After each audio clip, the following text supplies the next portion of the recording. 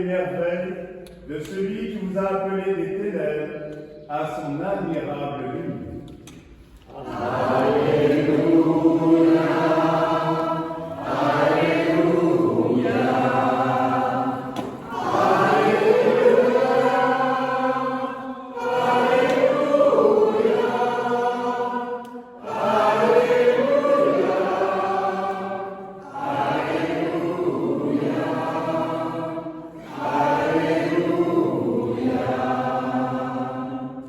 Le Seigneur soit avec vous. et avec votre esprit. Évangile de Jésus-Christ selon saint Matthieu.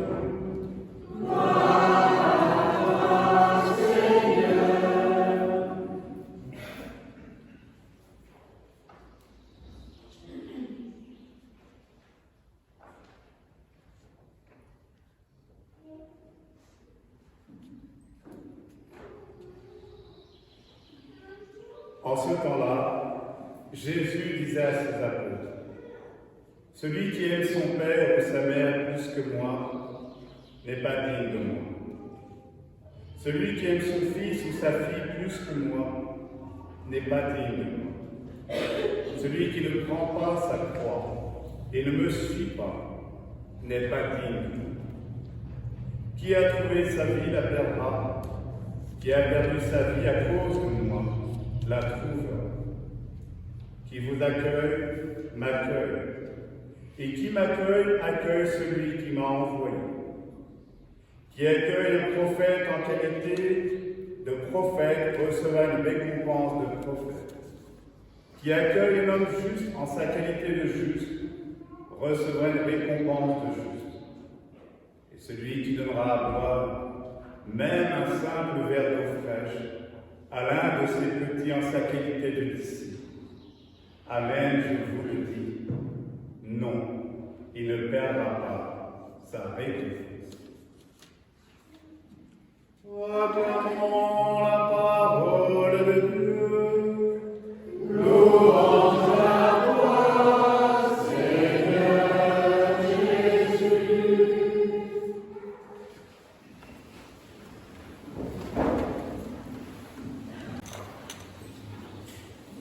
Hier, avec Patricia, avec Pascal, avec Séverine, avec Angélique, qui accompagne les jeunes de notre paroisse, les jeunes du caté, nous avons vécu une belle expérience, celle d'être accueillis. Accueillis par la communauté des moines bénédictins de Chérence.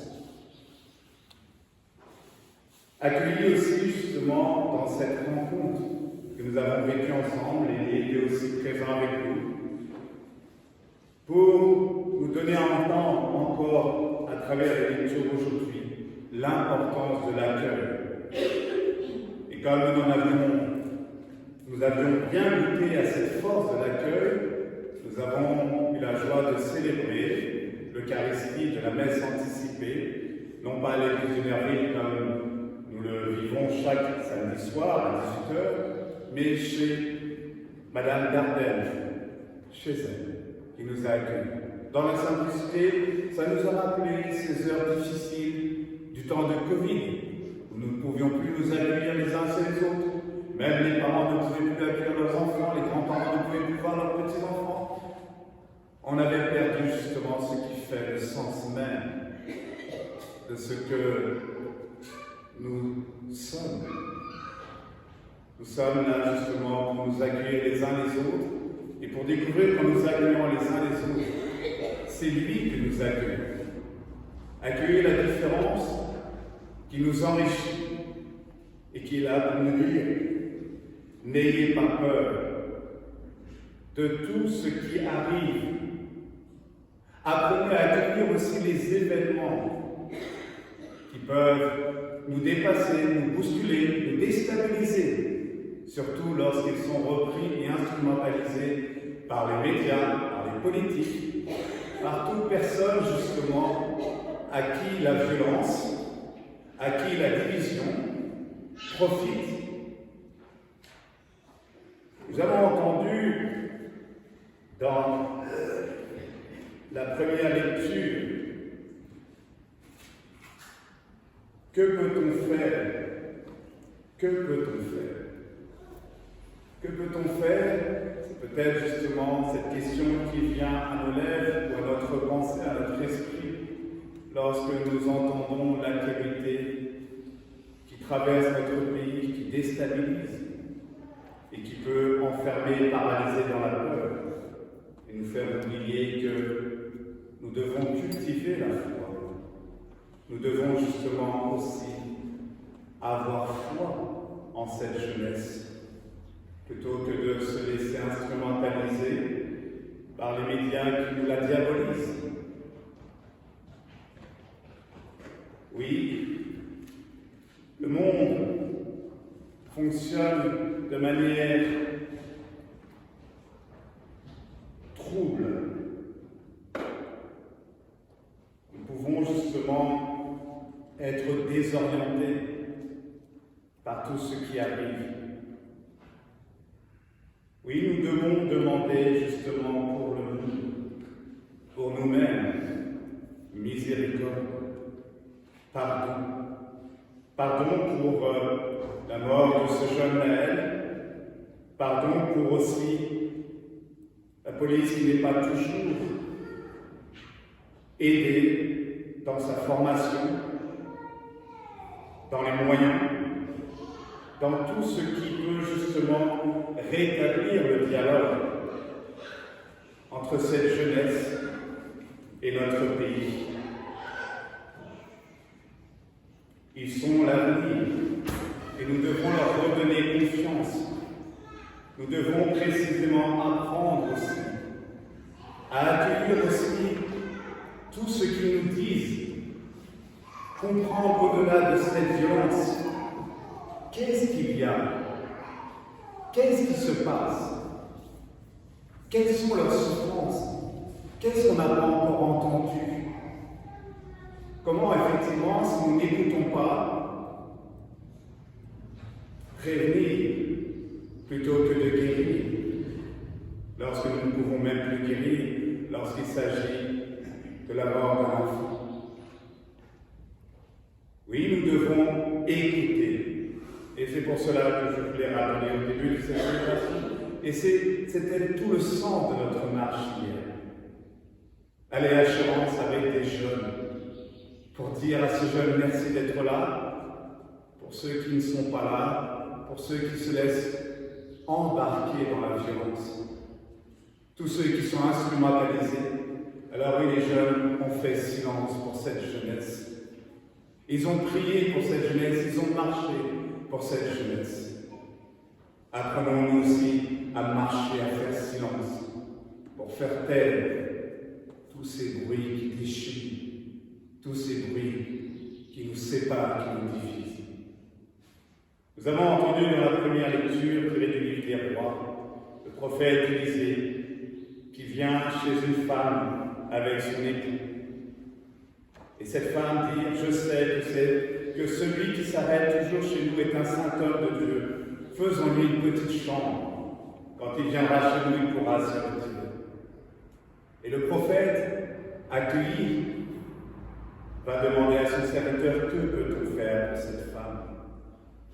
Oui, accueillir notre monde, non pas en étant bercé d'illusions, mais en comprenant cette souffrance.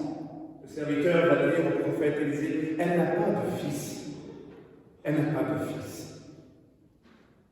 Oui, justement, demandez à notre Dieu, en tant que serviteur que nous sommes, de nous aider à apprendre à porter la vie, à sauver la vie, à protéger la vie, à pousser un cri lorsque la vie est menacée, sans chercher à juger, sans chercher à condamner, mais en s'engageant.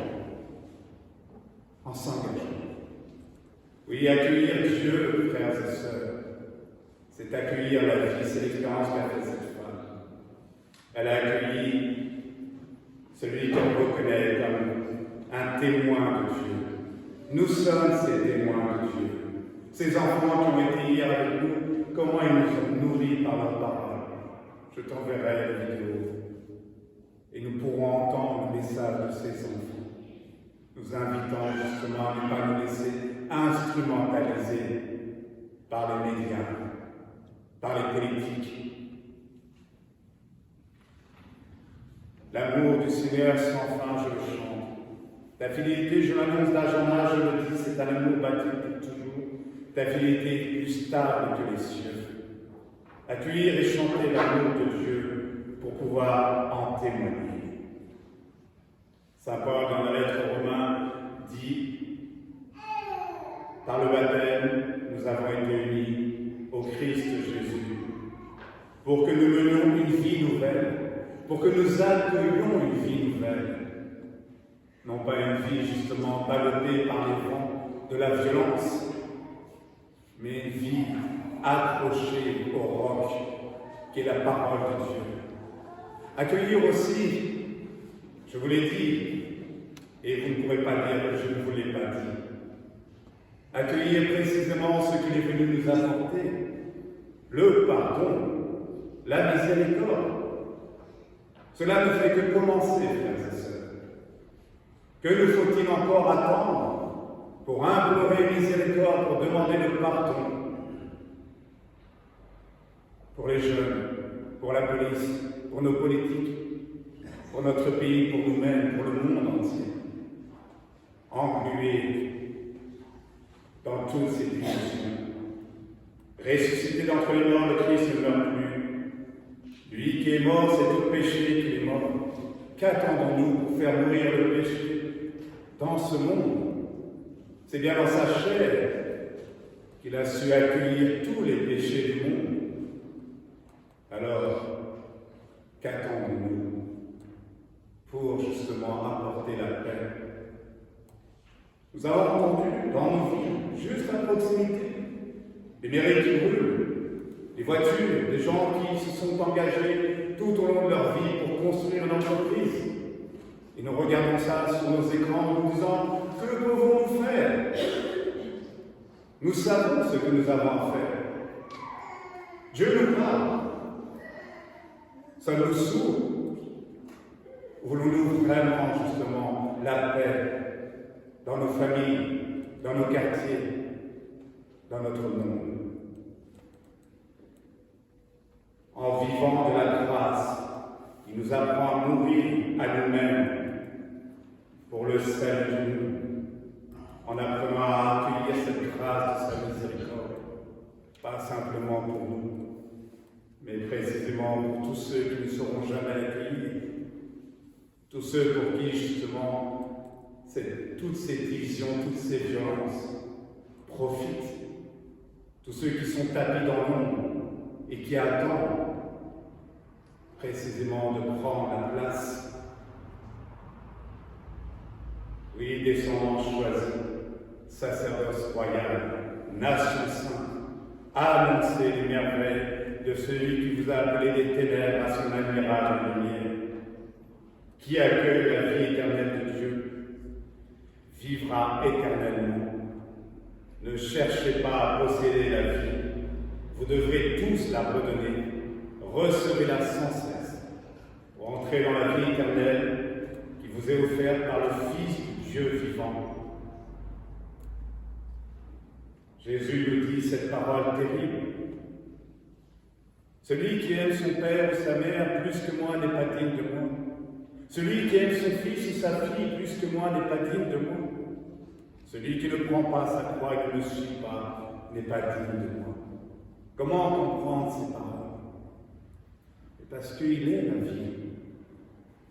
Que ce soit à travers nos enfants, que ce soit à travers nos parents, que ce soit à travers tous nos frères et sœurs. C'est cette vie qui nous invite à sauver. Et le petit qui circule là nous dit, laissez cette vie justement circuler au milieu de vous, protégez-la. Et précisément, on a l'impression que c'est loin de chez nous. Précisément, au début de cette messe, une demande m'était faite pour me dire, est-ce qu'on peut prier pour Naël? parce que mon ami le connaissait. On a l'impression que c'est loin de chez nous. Tout ce qui se passe à la surface de la terre nous concerne. N'attendons plus. C'est lui qui nous attend, c'est lui qui nous espère pour cette jeunesse, pour notre monde. Oui, ne pas avoir peur de mourir à soi-même, pour être libre de suivre le Christ, pour accueillir notre vocation de serviteur de sa miséricorde, pour étancher la soif de notre terre, pour étancher la soif de notre Dieu, celle de son amour pour tous.